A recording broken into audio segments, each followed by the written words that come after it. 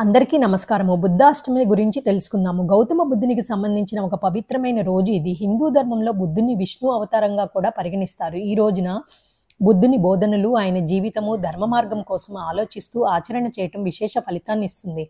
స్కంద పురాణం ప్రకారము బుద్ధుడు 9వ అవతారం. ఒకానొక కాలంలో అధర్మం పెరిగినప్పుడు దాన్ని తొలగించడానికి విష్ణువు బుద్ధుడిగా అవతరించాడు అంటారు. బుద్ధాష్టమి రోజున చేసే ప్రత్యేక ఆచారాలు: దీపదానము, బుద్ధుని బోధనలు చదవడం, ధ్యానం, ప్రాణాయామము, అహింస వ్రతం లాంటివి.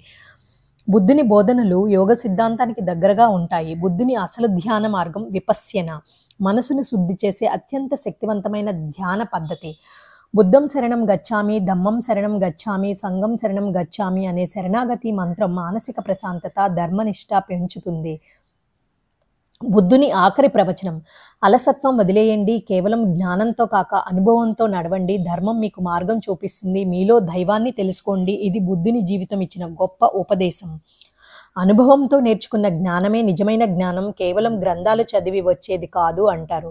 బుద్ధుడికి జ్ఞానోదయం బోధి వృక్షం కింద జరిగింది. అందువల్ల ఈరోజు చెట్టు కింద ధ్యానం చేయటం మానసిక శాంతిని ఇస్తుంది అంటారు.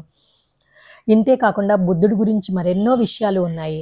కానీ మనము బుద్ధ విగ్రహం వెనుక నిగూఢ రహస్యాలు, బుద్ధుని విగ్రహాలు ఒక కళాత్మక ప్రతీకలు మాత్రమే కాదు, ఇవి ఆధ్యాత్మికంగా ఎన్నో రహస్య తత్వాలను కలిగి ఉంటాయి అనే విషయాల గురించి తెలుసుకుందాము. ధ్యాన ముద్రలో ఉన్న బుద్ధుడు. ఈ ముద్ర లోతైన ధ్యానము మరియు జ్ఞాన ప్రాప్తిని సూచిస్తుంది. అభయ ముద్ర: భయపడవద్దు, ధర్మాన్ని ఆశ్రయించు అని సూచిస్తుంది.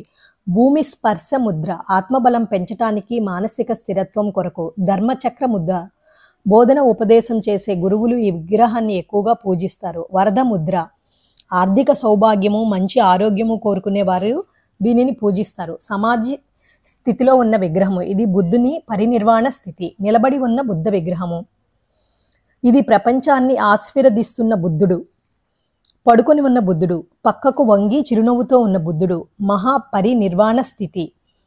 ఇంకా విగ్రహంలో కనిపించే ప్రత్యేక లక్షణాలు: తలపై ఉన్న గౌళకారాకృతి, జ్ఞానతేజం లేదా సహస్రార చక్రం పూర్తిగా వికసించిన స్థితి అని కూడా భావిస్తారు. బుద్ధుని విగ్రహాలు చెవులు చాలా పెద్దవిగా ఉంటాయి, అంటే శ్రద్ధగా వినటం, సహనతో ధర్మాన్ని గ్రహించటం అనే తత్వాన్ని సూచిస్తుంది. మూసి ఉన్న కళ్ళు సగం తెరిచిన కళ్ళు లాగా ఉంటాయి. ప్రపంచము, జీవితము రెండింటినీ సమతుల్యంగా చూసే దృష్టి అని చెబుతుంది.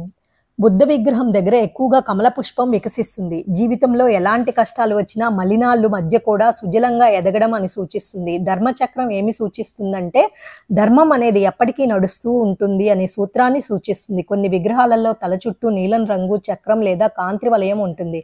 ఇది ఆధ్యాత్మిక శక్తిని సూచిస్తుంది. త్రికాయ సిద్ధాంతము, యోగతత్వము, పంచతత్వ సిద్ధాంతము, ఇలా ఒక్కొక్క విగ్రహము ఒక్కొక్క సిద్ధాంతాన్ని బోధిస్తుంది. బుద్ధిని ప్రతిమ చూడటమే కాదు, దీని అంతర్గత ఆధ్యాత్మిక శక్తిని గ్రహించటం అసలైన జ్ఞానం. ఓం తస్సత్.